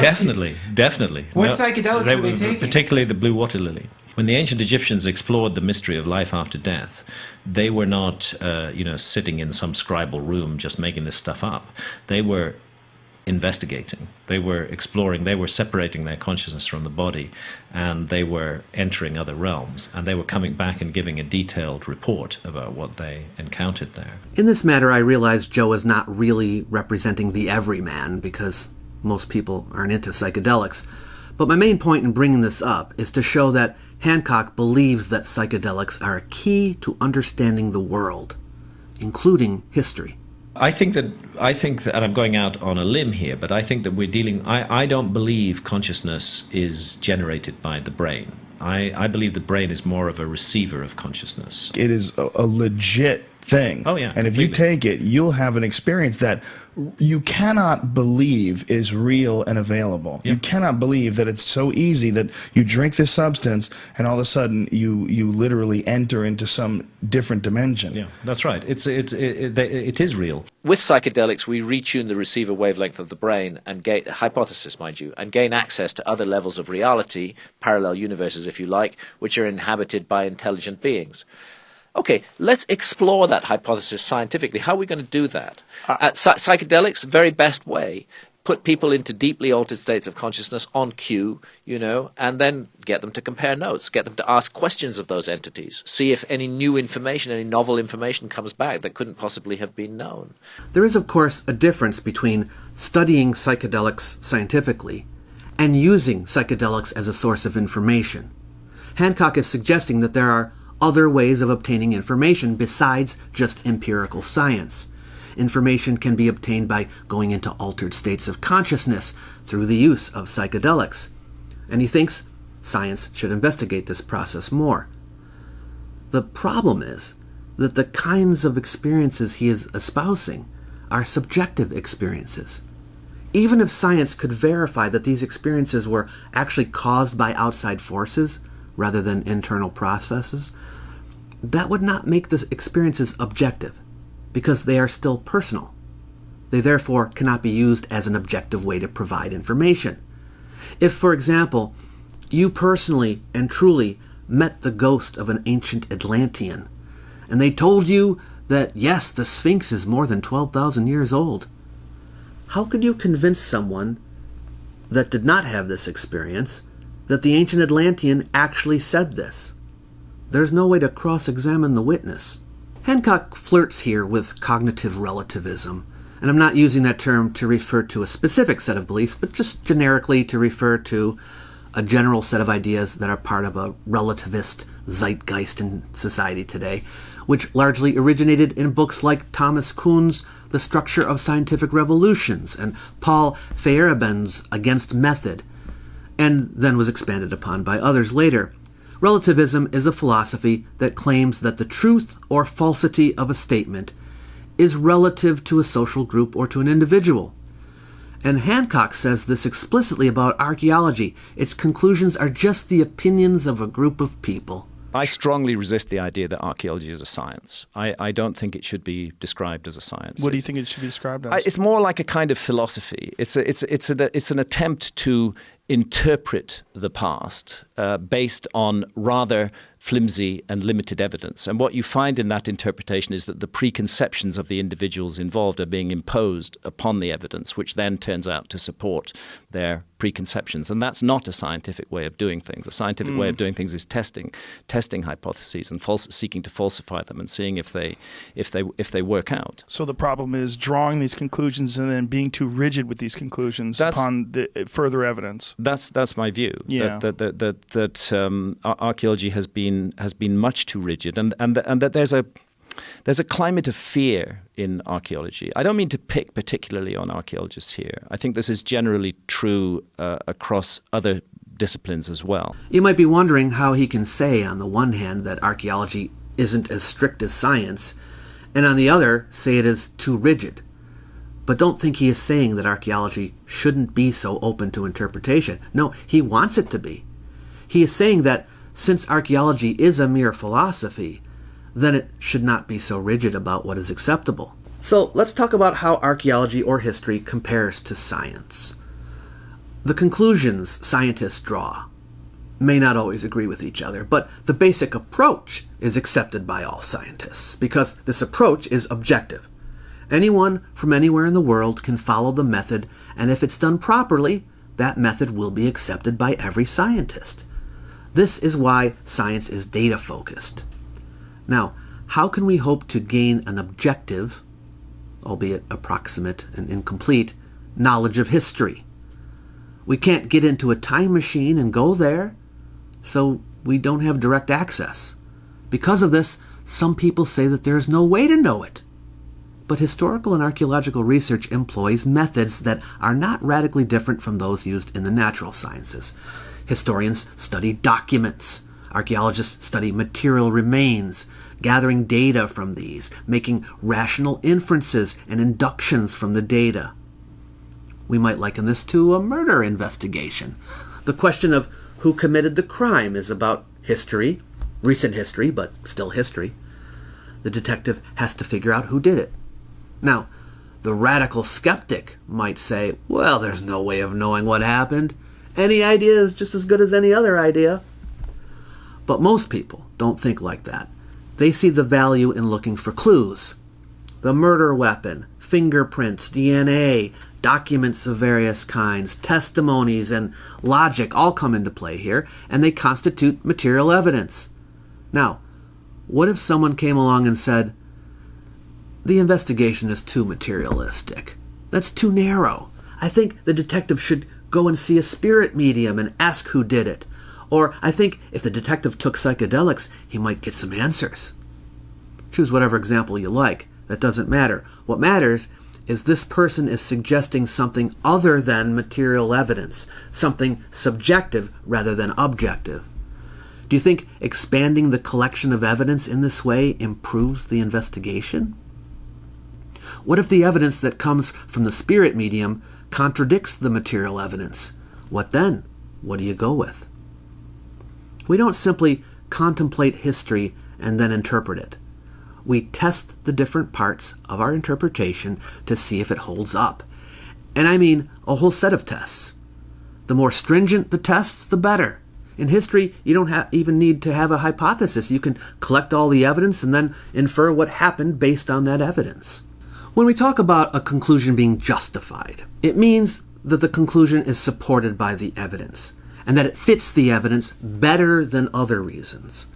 In the same way as scientists do, historians and archaeologists grant a higher probability to ideas with strong evidential support and lower probability to more speculative ideas. And for those of you who are scoffing right now and saying that history and archaeology are not science, the approaches are the same. Those who work in the hard sciences don't have different methods. They deal with less complex problems that are easier to measure. Historians and archaeologists have to assess human actions, and that adds more variables. But the method is the same. It's true that no conclusion can be proven, but every proposal has a degree of credence depending on the quality of the evidence, and sometimes a proposal can be established beyond a reasonable doubt. At the very least, it can be said to have a rational, objective basis, that it has a high degree of likelihood, and that it is the best explanation we have pending further evidence. This cannot be said about something revealed to us in our minds through psychedelics or mystical or paranormal means, because there's nothing to substantiate it. It doesn't need to follow any rules of logic or be supported by evidence. This is why you hear Hancock often say, "Archaeologists say this, but I believe this." I believe.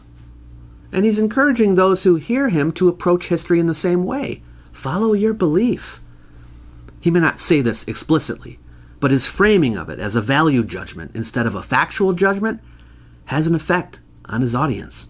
This idea that archaeology is nothing more than a philosophy or narrative or social construction is part of a postmodernist intellectual current characterized by a rejection of the rationalist tradition of the Enlightenment, by theoretical discourses disconnected from empirical tests, and by a cognitive and cultural relativism that regards even science as nothing more than a narrative. If that's the case, then you don't really need to use science to arrive at your conclusions. You can use some of it, but you can also bring in other means.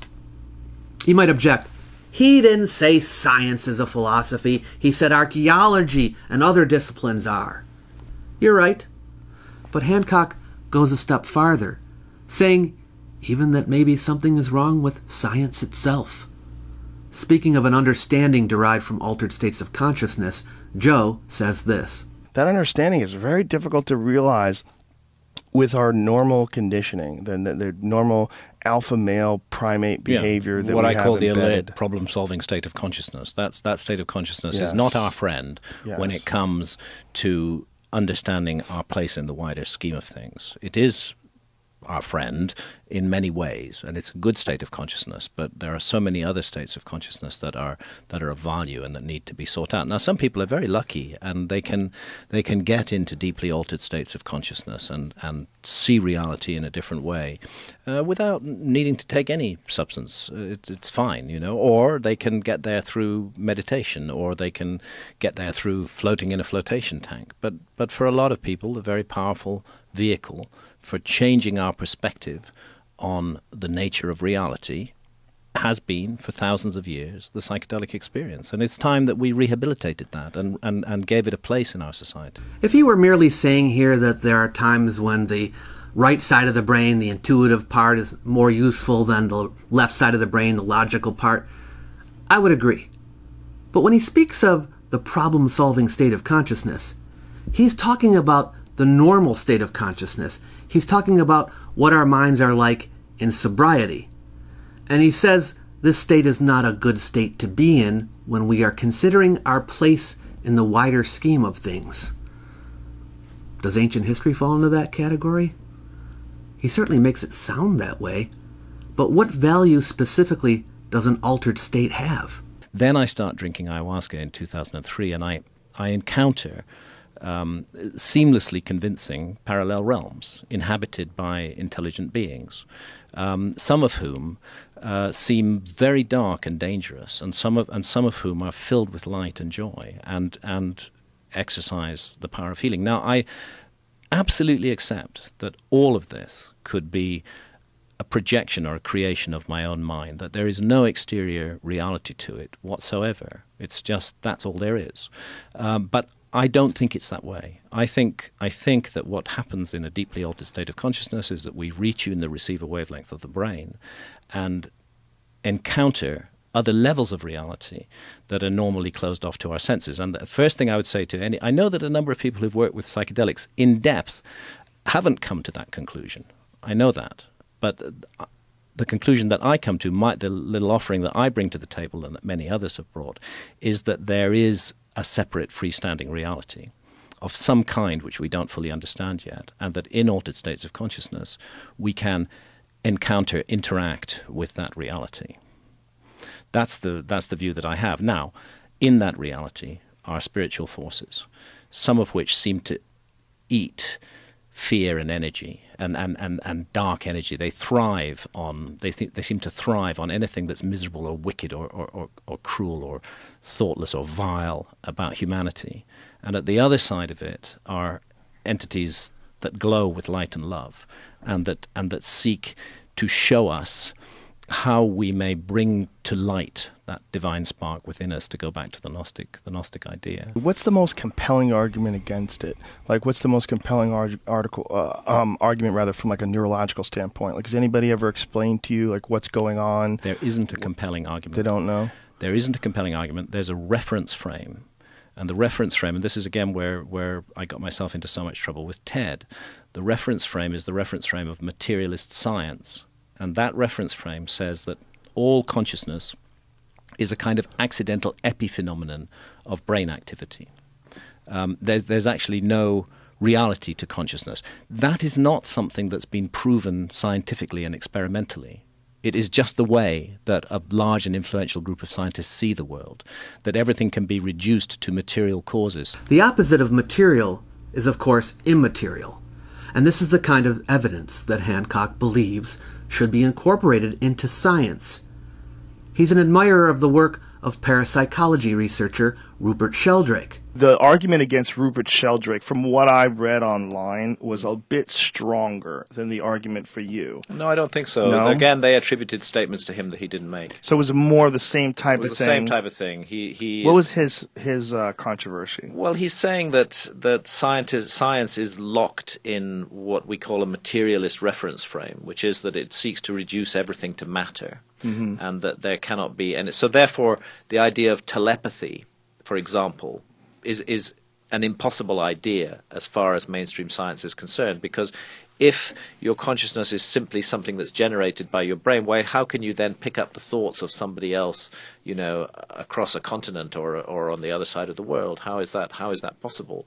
So he is questioning the materialist reference frame of mainstream science, and since the most vocal advocates of mainstream science are materialists who do believe that consciousness is an accidental epiphenomenon of brain activity, that there is nothing else to it than that. He got under a lot of skins. The problem that Sheldrake has with science, and Hancock agrees, is that it is locked in a materialist reference frame. It judges everything from what we can ascertain from our five senses: sight, hearing, touch, smell, and taste. In other words, empirical methods. He wants to open it up to that which can be discovered through other means, immaterial means. The irony here is that what he calls a reference frame is in fact the foundation of modern science, because objectivity is the key, and only through empiricism can objective evidence be found. Hancock is proposing a change in the paradigm by non-empirical factors, and that our subjective experiences should condition our perception of the world and of history.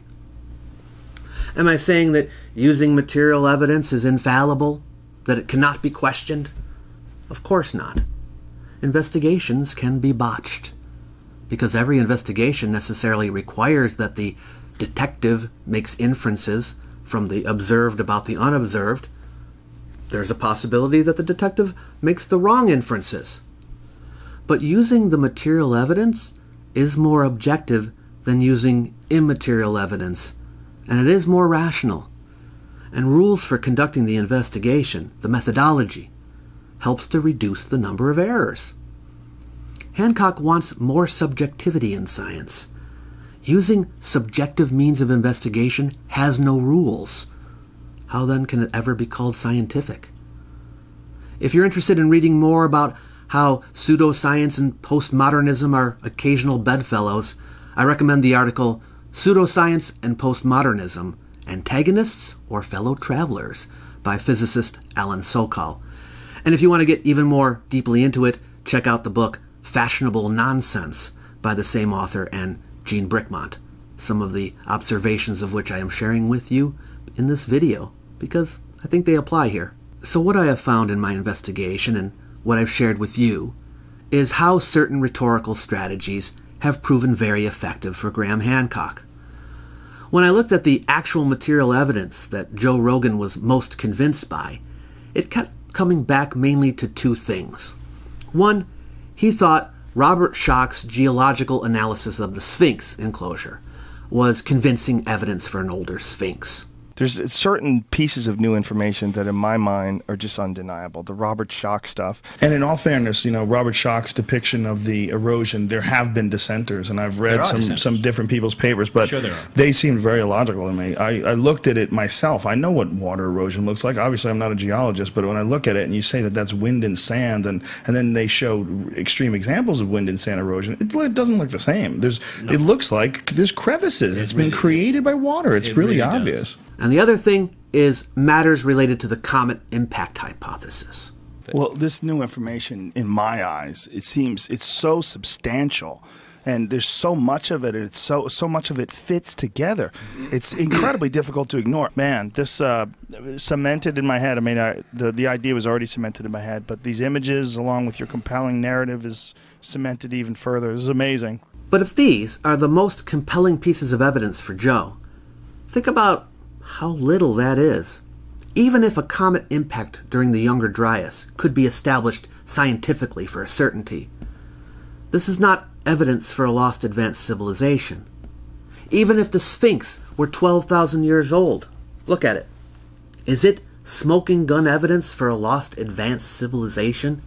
And that is why I wanted to highlight how much heavy lifting the rhetoric about the supposed arrogance and closed-mindedness of archaeologists, the misrepresentations of archaeology, the advocacy for a more metaphysical approach to science, the call to rise up against the experts does.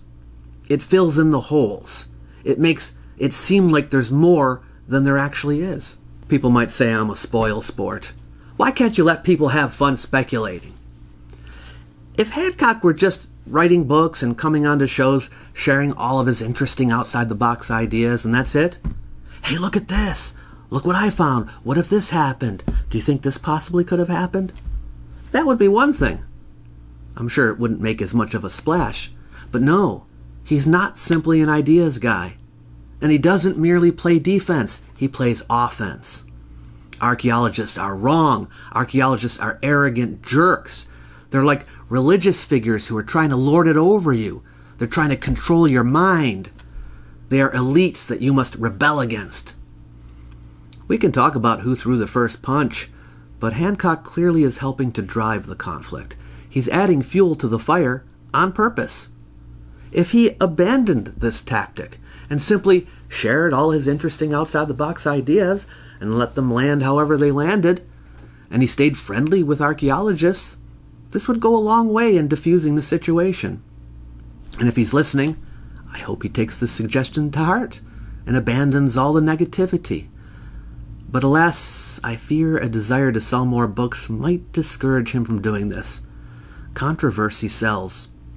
I'm one to talk, right? I make controversial videos all the time, and I know this gets me more views. But one thing I try really hard not to do is disseminate misinformation. In fact, the videos are about correcting misinformation. I also do my best to assume people have good intentions. It takes a lot for me to conclude that someone is lying on purpose, for example. So I hope that this, coupled with the fact that the purpose of my videos is to educate, will make them more valuable. I have no wish to prevent anyone from speaking about anything.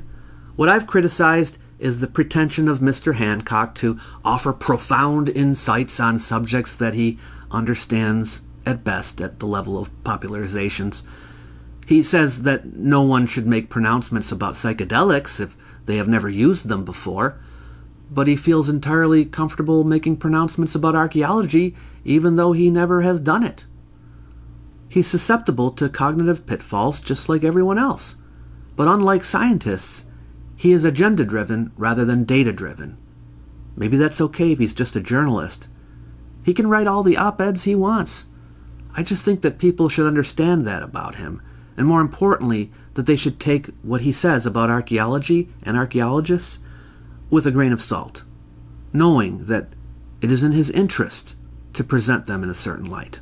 There is one other element to Hancock's mindset that I think is worth commenting on, and we have seen some examples of it already, but let's look at one final clip. One of the intriguing things that has happened with me, and your show is an important part of this, is that when I go around giving public events, doing a public presentation of my work, the demography of the audience is extremely interesting. And this is true whether I'm giving the talk in Britain, whether I'm giving it in Canada, whether I'm giving it in America. Part of the audience are older people who read me in the 1990s, who got onto my work with Fingerprints of the Gods in 1995, and they've stuck with me, and they've carried on reading my work. But another part of the audience, and a very big part of the audience, consists to a large extent of young people, most of whom are men, but there are women amongst them as well. And what those mainly young men come up to me and say at the end of the event is, we first encountered your work on Joe Rogan's show, and it completely opened our minds. It changed it. I've had so many young men say, this has changed my life. And then I asked myself, well, why should a different take on the past change people's lives? Why should people feel that their lives have been changed by a different take on the past, which I add they would not know about unless you'd had the good grace to bring me on your show. These ideas would not be known, but they are known because of the amazing outreach of your show. And the answer to that question, why does it change a person's life, is that once we realize that we have been misinformed about our past, that everything that we've built our idea of who we are upon and of where we're going as a culture may be founded on falsehoods and perhaps even deliberate lies, once that is realized, then all the questions about the nature of the society we live in become open. Hancock speaks of helping young men to realize that they have been misinformed about the past. How a journalist who is only suggesting new ideas can help people to realize they've been lied to about history, I don't know. And he says that the result of this, and he presents it as a good thing, is that these young men have learned to trust no one. Hancock's outlook is extremely cynical, and he thinks spreading this cynicism is of benefit to society. People find this appealing because it means they don't have to listen to the experts. You can believe whatever you want. We're dealing with postmodern deconstructionist thought. This way of viewing the world is impossible to argue with because it rests on a subjective foundation. It is irrational at its core. And by irrational, I mean it isn't governed by reason. There may be some reasoning that can be found in it, but that reasoning is subject to the feelings of the person. Cynicism can lead not only to distrust of authority, but to the belief that everyone is motivated by selfish interests, that most people are not sincere. It can and does lead to pessimism and fatalism. Psychologists say it can cause depression. It can wreck your life. I do think that being skeptical and asking questions is healthy, but to believe that everything that we have learned our whole lives is a lie? No. Anyway, ultimately, this video isn't really about Graham Hancock. It's about the next Graham Hancock and the next one. And it isn't really about Joe Rogan. It's about you and me. Thank you for watching all the way to the end. If you like what this channel is doing and you want to support it, you can become a patron over at patreon.com/World of Antiquity. Even a one-time super thanks will help. You might like my little e-booklet, Why Ancient History Matters. It's designed to persuade people that the subject is important, even in the modern world. You might also wish to use it to help spread the word, so feel free to share it with someone you know. It's free for anyone who wants it. I've left a link in the description box below the video for you to grab a copy. Catch you later.